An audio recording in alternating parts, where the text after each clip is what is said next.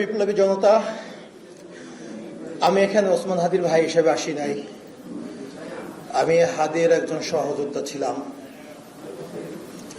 হাদি যখন গুলিবিদ্ধ হয়েছে, একই রিকশার বাম পাশে আমি বসা ছিলাম। হাদি ডান পাশ থেকে সন্ত্রাসীদের হাতে গুলিবিদ্ধ হয়েছে। কান্না করার জন্য আমরা রাজপথে নামি নাই।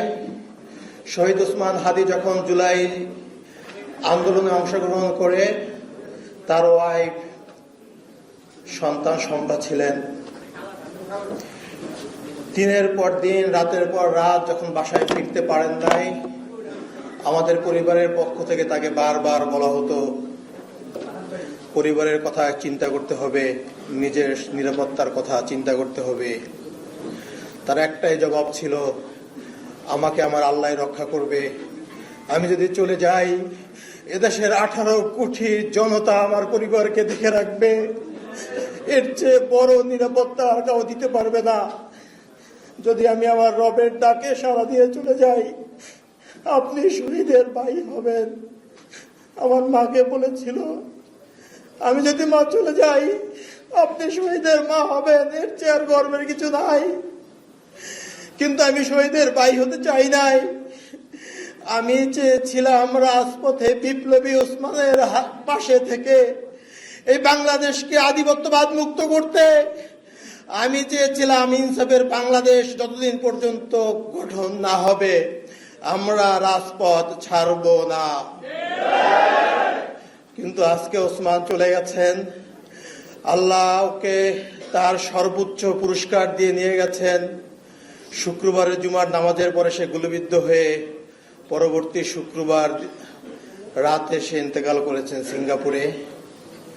আমাদের পরিবার, ইনকলাব মঞ্চের ভাই ব্রাদাররা আমরা ঘটনার আকস্মিকতায় ধুমড়ে মুচড়ে গেছি।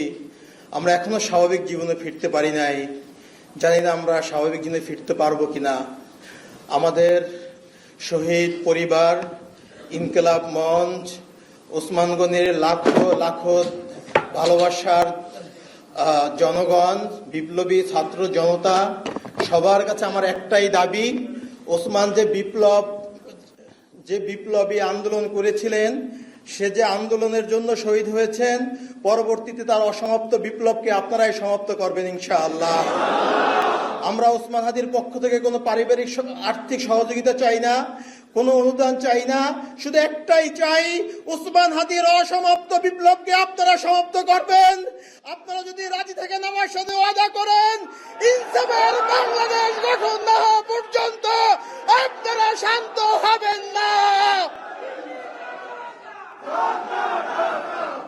ওসমান হাদি শাহবাগে দাঁড়িয়ে বলতেন, এই শাহবাগ হাজার বছরের মুসলমানদের কাছ থেকে এই বঙ্গভূমির স্বাধীনতা কেড়ে নিয়েছে।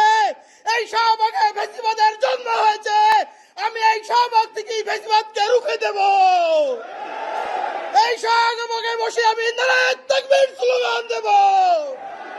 যদি আপনারা হাদিকে ভালোবাসেন, হাদির হত্যার বিচার চান, ওই শাহবাগকে ফ্যাসিবাদ মুক্ত, ভারতীয় আধিপত্যবাদ মুক্ত কায়েম করতে হলে আপনাদেরকে আন্দোলন অব্যাহত রাখতে হবে। আমি আমার বক্তৃতা শেষ করছি। আপনারা হাদির 8 মাসের সন্তানের জন্য দোয়া করবেন, ওর ওয়াইফের জন্য দোয়া করবেন। হাদির ছোট বোন, আমার বাবা মৃত্যুর পরে আমরা 2 ভাই অসহায় ছিলাম। আমার ছোট বোন আমাদেরকে বড় করেছেন, তার বেতনের টাকা দিয়ে আমাদেরকে পড়াশোনা করেছেন। ও খুব বেশি অসহায় হয়ে পড়েছে, মানসিকভাবে অসুস্থ হয়ে গেছে। খাস করে ওর জন্য আপনারা দোয়া করবেন। আল্লাহ আপনাদেরকে ওসমানের স্বপ্নকে বাস্তবায়ন করার তৌফিক দান করুক। আমিন।